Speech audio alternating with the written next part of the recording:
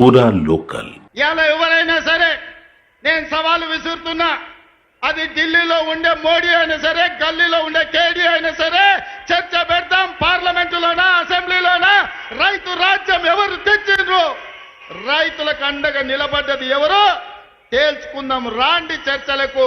కేసీఆర్ వస్తాడు, కేటీఆర్ వస్తాడు, కిషన్ రెడ్డి వస్తాడు, నరేంద్ర మోడీ వస్తాడు.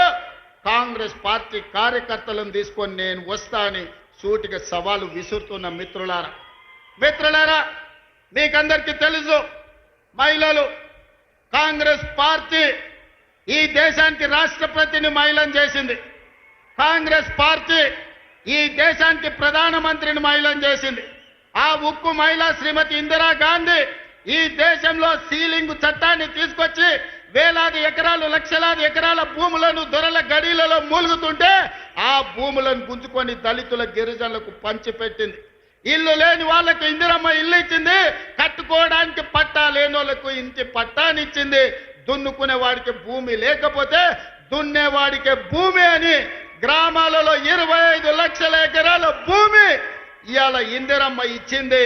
ఆదివాసీలకు 10 లక్షల ఎకరాల పోడు భూముల పట్టాలు ఇచ్చింది ఇందిరమ్మ ప్రభుత్వం.